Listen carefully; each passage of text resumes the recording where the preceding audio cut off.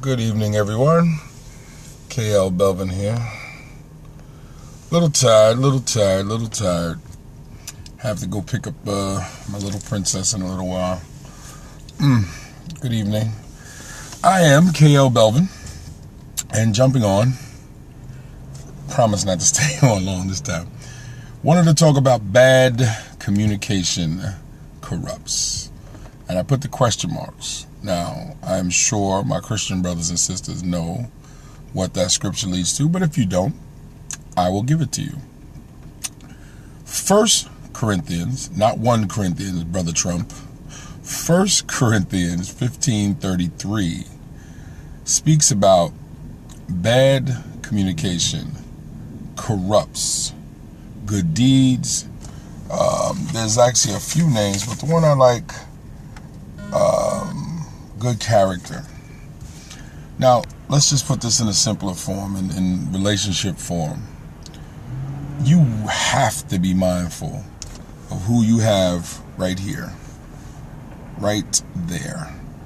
You have to be mindful of who you have in your ear, what you are allowing yourself to hear, to absorb, who you are going to for advice, because actually I love the way the Bible puts it, bad communication, clear, making sure that there's no doubt. But here's the question, how do you know it's bad? Well, rule number 1, check the credentials of the person that's speaking to you. Look at them and see if they are using the information that they are giving to you, or make sure that their reasoning, you didn't check out. Why tell me why you didn't check out? Why tell me what you thought? No, I went back, it wasn't there. I got the other one with you singing. I'm sorry, I didn't catch it. I sent you a message on Twitter, by the way. I didn't catch it that night because I got tied up. I apologize. But when I came back, that scope was gone. It was one of you singing. And I sent a message saying I missed the scope. I saw the one of you singing. So if you have it on catch, or if you have it saved somewhere, by all means, please send me an email to mainoffice@bravenpublishing.com, and I'll definitely take a look at it and hit you back. It was not done purposely, so I apologize. Go to your okay, I'll check that out. I apologize, because I get so busy and I hate to tell someone I'm going to do something and not do it, but I'm on it. I will do that. But yes, you definitely have to look at the credentials of the people around you and who you're getting information from. I mean, sometimes I listen to people and I'll say, well, where did you get that information from? My partner. Isn't your partner broke? Or isn't your partner alone? Isn't your partner angry? Isn't your partner locked up? You got to look at the source, because not all information is good information. We know this, and it's a very simple premise. But the reason why we don't follow up on it is because we allow our hearts to get in the way. Well, that's my friend. That's my coworker. That's somebody that I care about. Just because you care about them does not mean you have to listen to their advice. And not every sympathetic shoulder is one that can actually help you. Sometimes it's not a sympathetic shoulder that you need. Sometimes it's a swift kick to the behind. And the people that we have around us may not give us that if we're not checking. And we have to be careful of the information that we're allowing in, because if bad communication affects, and actually some Bible versions say good morals, good character. Our character is everything. Our moral system is everything. So if the people around us are feeding us negative information, and our moral system is at risk, or our character is at risk, you have to double, triple, quadruple check what information that you're getting. Thank you so much for the hearts, and thank you so much for the shares. And we teach our kids, what, you just gonna follow anyone? Well, how come as adults we don't do the same thing? We say to our kids, so if Jimmy jumped off the bridge, you would jump off the bridge with him, but yet we don't check our friends the same way until they're in dire need. Come on, man. And we also have to watch what we are allowing ourselves to be entertained by. Now, not all entertainment is negative for the same people for the same reasons. If I'm comfortable in where I'm at, I could watch a television show and not be swayed by it at all. But if you are a person that is, the name's KLBELVIN, if you're a person that is swayed or you are moved by certain things that you see, well, then you shouldn't watch certain things. Because you don't want to allow your character or your moral system to be affected. And with certain music, I can listen to certain music and I'm listening to the lyrics because I'm trying to debunk the lyrics so I know how to present that to kids, to other adults, so I can tear it apart so we can look at it, because I'm always asking myself, what's being said? What's being snuck, or what's attempting to be snuck past me? I'm not a conspiracy theorist, but I know conspiracies exist. So when I'm watching a television show, the minute I hear something, I stop and I write certain things down. My wife says, "Uh-oh, what you up to?" And I go, "Yo, did you hear what he just said? Did you hear what that just said in that TV show? Hello, welcome from Florida, hello." And we're supposed to do that with music, with anything, because just because it's entertaining doesn't mean that that communication is not being absorbed into your spirit. And now your moral and character assassination has started. And we got to be mindful of our friends that's leading us in that direction. Sometimes we might have to be the friend who's the anchor and puts our foot down and says, "I'm not with that." Oh, here you go. Yes, here I go. Because I'm the only sane one in the car. I'm the only sane one in the apartment. I'm the only sane one in the house, whatever. But please, especially when you're in a relationship, please understand. And actually, my wife and I, when we do our seminar on Making Marriage Cool Again, we talk about communication, because everyone admits that communication is a major part of relationships. Yet many of us do not stop and check our sources. It's the kind of mood I'm in right now. Block party in effect. And seriously, because we do it at work, we do it when we're out playing, we do it when we're with friends and family. Listen, you have to, when you start to hear things that you know is not correct, distance yourself or check it right then and there. And if a person asks you, why is that the case? Why is that the case? You go, because, yo, that's not working for me. I didn't like what you said. That doesn't line up with my moral fiber. That doesn't line up with my faith. Yo, that's just disrespectful. You have to. Because if not, if you sit there long enough, if you entertain it long enough, a part of you will start to deteriorate. Just like if you're in a relationship and you're hearing negativity.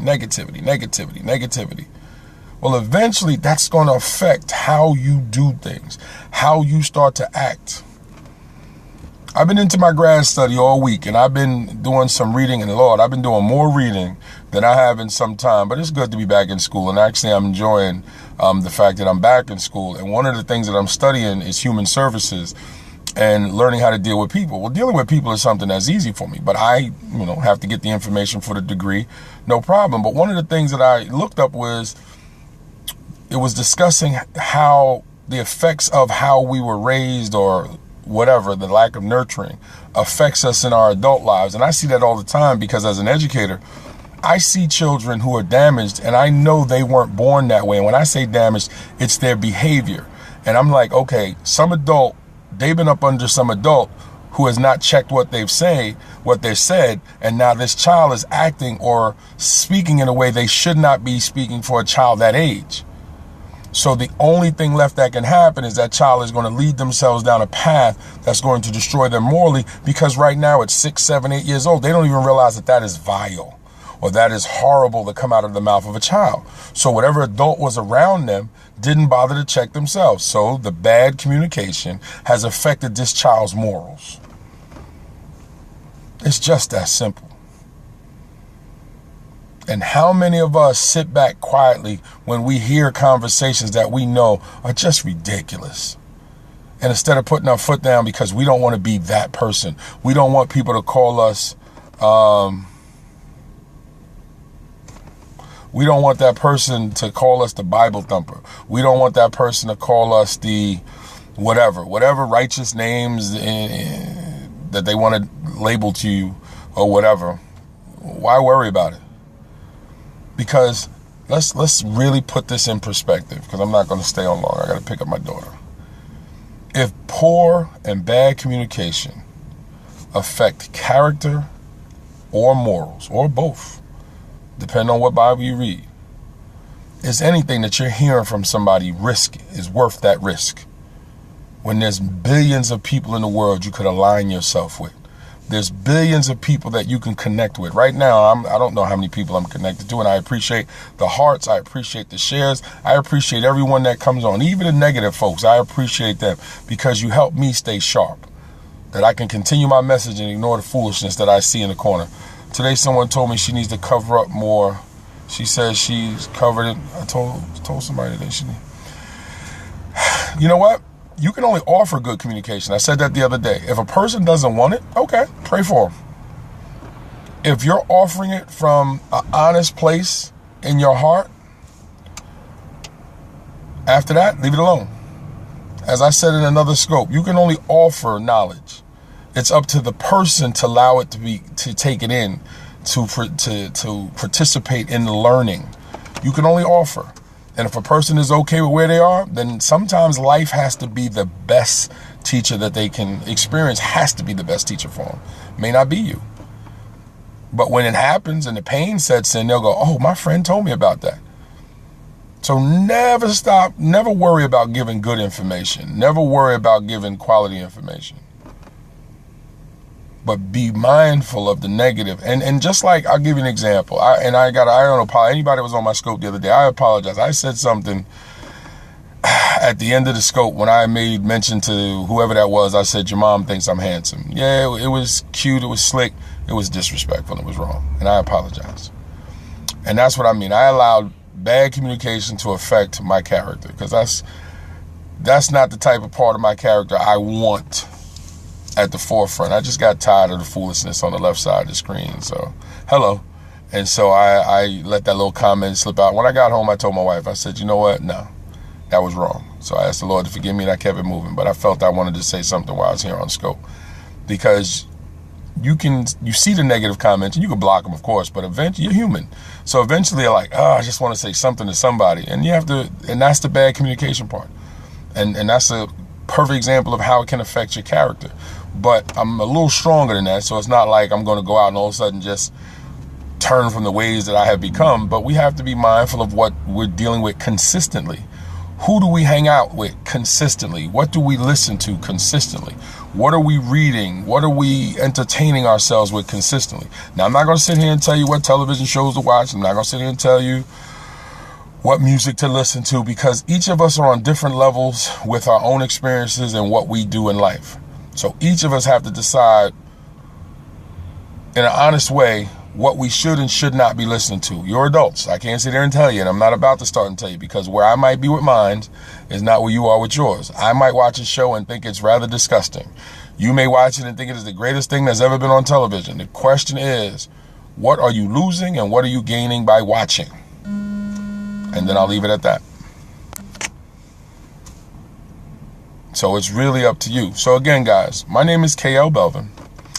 I will be at Wayne State in Detroit, June 4th, for the Building Better Relationships Conference. I cannot wait. My sister, Regina Poole, who I have been paying attention to here on Scope, I'm glad I found her. She's outstanding. You can go wrong with gospel music, because not all gospel music is God-centered. So you can go wrong with anything created by man. Because you gotta watch what's being said. So the words and the lyrics may be fantastic, but you gotta be careful, because not all of it has God in place. And you have to really look at it and see, is it really about God or is it about entertaining? Because sometimes the two can mirror each other so well that you're enjoying it and not even realizing that what's being sung or what's being said is not even scriptural. So we have to be careful there. But like I said, anything created by man Yeah, oh yeah, well, that's what I mean by the real gospel, but some people may not understand what real gospel is and just grab whatever and listen to it. If it's real gospel, then it's going to lay down flat with the scripture and it's going to speak to your spirit, of course. And I am a person that I love real gospel singing. I love when it is connected to the faith. My heart moves, my eyes water. I love it. I would listen. I'd rather listen to good old fashioned singing than I would preaching, tell you the truth. I really do. I'm not a big fan of preach sermons, but I love to hear a great gospel choir tear it down. I'll be in tears when they do their thing. I really am. That's my thing. But 1 Corinthians 15:33, yes, that is the theme of today. But listen, guys, my name is KLBELVIN. You can find me on Facebook. You can find me on Twitter. You can find me on Google+. My YouTube channel is KLBELVIN. My blog, which is just a lot of my videos, is klbelvin.blogspot.com. If you want to reach out to me, main office at bravenpublishing.com. That's BRAVIN publishing.com. And my website is www.bravenpublishing.com. And I'm not going to give my thoughts on Jehovah's Witnesses right now. I have no issue with them. Everybody believes what they believe. So I have no issue with them. If you're a Jehovah's Witness, God bless you. I'm not a Jehovah's Witness, so we see things differently, but I have no knock on them.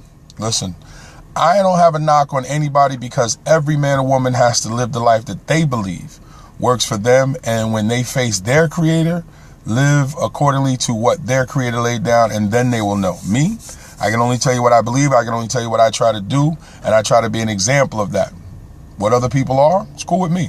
I will sit down and have dinner with everyone and have a conversation. But if it starts to become an indoctrination, then I'm gone.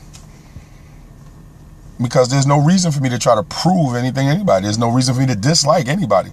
There's nothing that anybody can do that's going to keep me. So do you think that every religion is heading to God? It's not for me to think. I know what I'm doing. I'm not worried about what every religion is doing. It's not my concern. I just said that. It is not my concern. My concern is not what every religion is doing. My concern is, am I doing what's reflective of the religion that I confess? And being as learned as I can about my faith, so when someone sits down with me and asks me, why am I doing? How do I do it? I can explain it. Why other people do what they do? Not my concern, nor a care. Because how can I change human nature about what people want to do? People are going to do what they want to do. That's been going on since the beginning of time. The question is, what are you going to pay at the end? And none of us know that. Yes, it does. Yes, it does. But not everybody believes the Bible, and that's their choice. And you know what? We will find out at the end. Those of us that believe, we have a strong belief in what's going to happen. Those that don't, okay. But in the end, it is about you and God and God's word. Now, how you believe God is speaking to you, that's again between you and God. If you believe that scripture is not God breathed, okay, that's your choice. I don't believe that. And I have no problem with anybody feeling opposite the way that I believe. That's cool. You're not KL. I'm not you. But I still wish you well, and I'll still feed you if you're hungry. I'll still offer you some help if you need it. I just may not support your cause. But if somebody's about to do you dirty, I'll be one of the first cats to jump out the car and help you. Why? Because that's what life is about. I believe that Jesus was sent here by God to lead us to him as the Son of God, and I believe that we are all members of the family of God. So yes, do I believe Jesus God in man's form? Yes. As I said, I'm a Christian. But listen, guys, I got to get ready to go. I got to go pick up my daughter. I am not getting into the long, drawn-out religious conversation about my faith. Listen, read the Bible. You'll understand what I believe, and we'll go from there. Guys, have a wonderful night. It has been a pleasure. Thank you for the hearts. Thank you for the shares. And again, if you need to reach me, my website is www.bravenpublishing.com, or send me an email at mainoffice@bravenpublishing.com. I'm on Facebook. As I said, I am on every social network, but I will be studying tonight. I have grad work to do, so I don't